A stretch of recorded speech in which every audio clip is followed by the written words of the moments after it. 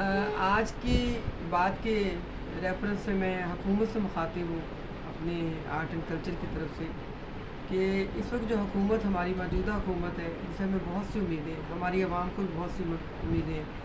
लेकिन पिछले दिनों में जो गुज़श्ता हुकूमत अपना काम कर गई है उसके बाद जो दूसरी हुकूमत आई आवाम और मुश्किलों में फंस गई है। उसकी वजह क्या है कि जो वो कर गए हैं उनका खमियाजा आवाम को भुगतना है।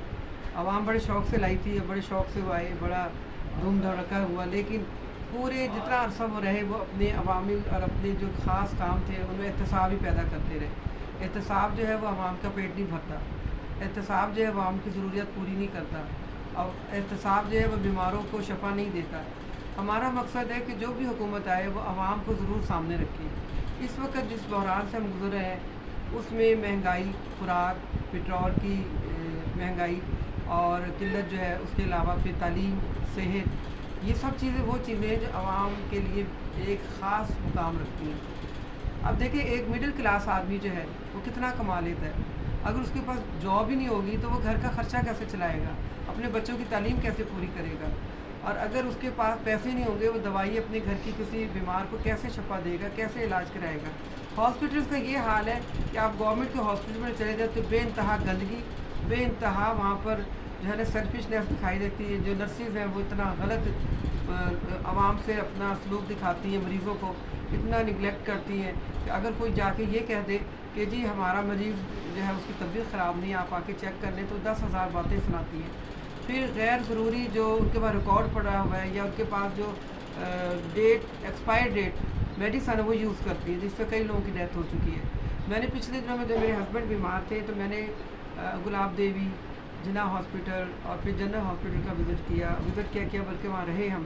तो हमने देखा कि आवाम में जो हमारे पेशेंट्स हैं वो बड़े तकलीफ के मराहिल से गुजर रहे हैं, गाँव से आए हुए हैं, दूर दूर से आए हुए हैं, बाहर ज़मीन पे सो रहे हैं, उनका मरीज़ तकलीफ़ में है और उनको मेडिसिन मुहैया नहीं की जा रही, उनको आराम नहीं दिया जा रहा। इवन कि मेरे अपने हस्बैंड को जब मैं जिन्ना हॉस्पिटल लेके गई, उनके तमाम टेस्ट कंप्लीट हो गए तो उनके लिए बेड नहीं था। एक स्पेशल बेड लगवाया मैंने बाथरूम के सामने और उनको वहाँ स्टे करवाया। रात को फ़ोन आया कि मेरे बेड पे एक और आदमी आ गया, यानी एक बेड पे दो मरीज़ उन्होंने लिटाए हुए थे। साथ वाला कमरा खाली था, वहाँ पर कोई बेड नहीं था, मतलब कोई मरीज़ नहीं था, बेड इतने खाली थे। नहीं जी ये नहीं यूज़ करना, हमारे डॉक्टर यहाँ नहीं आते। भैया अगर डॉक्टर यहाँ नहीं आते तो वो क्या करते हैं, डॉक्टर तो घरों में बैठे हुए हैं। जो प्राइवेट डॉक्टर है या जो पढ़ने के लिए स्टूडेंट आए हुए हैं वो अटेंड कर रहे हैं मरीज़ों को। मेरे सामने कई मरीज़ों की डेथ हुई। रात मेरे हस्बैंड ने वहाँ गुजारी। सुबह जब मैं गई तो मेरे हस्बैंड जो थे वो एक कुर्सी पे बैठे ड्रिप लगवा रहे थे। मैंने उनसे पूछा कि ये ड्रिप आपकी यहाँ क्यों लग रही है, अपने बेड से क्यों उठ गए? तो उन्होंने कहा कि एक पेशेंट मेरे साथ लिटाया है जिसने वहाँ पर बहुत ज़्यादा गंदगी फैलाई है, मैं बैठ नहीं सका। आप देखिए कि कोई पेशेंट आम मरीज़ होता है, कोई सीरियस होता है, कोई किस टाइप का होता है, तो उनको दो को आप एक बेड पर लिटा रहे हैं, तो जो खाली रूम है उसे क्यों नहीं यूज़ कर रहे? वो किसके लिए रखा हुआ है आपने? वो बेड किसके लिए सजाए हुए? वजह क्या है कि एमएस ने चेक नहीं करना, डॉक्टर ने चेक नहीं करना और नर्सेज अपनी हुकूमत जमाई बैठी है और पेशेंट जो है परेशान हो रहे हैं। बहरहाल मेरे हस्बैंड तो सब कुछ सह के इस दुनिया से चले गए, लेकिन मैं कहती हूँ आने वाले जो मरीज़ हैं, जो आने वाला वक्त है उसमें दूसरे मरीज़ों के लिए भी कोई सहूलत दी जाए। शहबाज शरीफ साहब का 2013 से लेके 2018 का टाइम बहुत अच्छा गया और हम अब तक उन्हें याद करते हैं। अब वापस आए तब भी हम उनको सलाम करते हैं कि हमें उनसे बहुत सी उम्मीदें हैं और हम चाहेंगे कि हमारे आवाम के लिए भी वो वैसे ही काम करें जैसे पहले करते थे। जब हम किसी पुल से गुजरते हैं, किसी ब्रिज से गुजरते हैं तो हमें वो याद आते हैं, हम उनको दुआएं देते हैं। और मेरा ख्याल है कि पिछली हुकूमत ने ऐसा कोई काम नहीं किया कि आवाम उन्हें याद करे, वो सिर्फ बातों से ही याद करती है। बाकी रहा महंगाई का, तो महंगाई इस वक्त इतनी है कि एक घी का पैकेट 650 हो चुका है। मुझे बताएं आम घर में वो कैसे चलेगा, कौन लेगा, लोग क्या करेंगे, कैसे अपना बच्चों के लिए खाना बनाएंगे।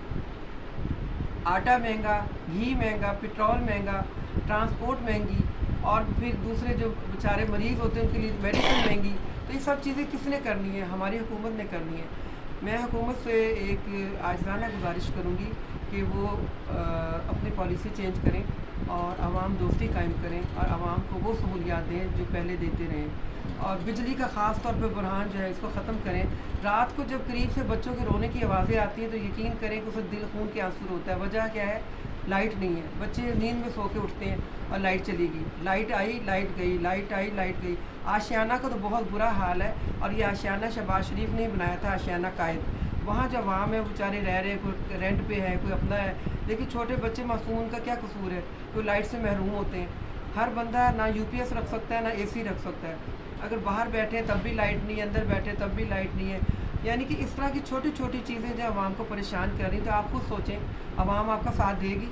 वो फिर वज़न हो जाएगी। आवाम दोस्ती कायम करेंगे, आवाम के लिए पॉलिसी चेंज करेंगे, तो वो आपकी दोस्त है और आपको याद करेगी। Thank you very much.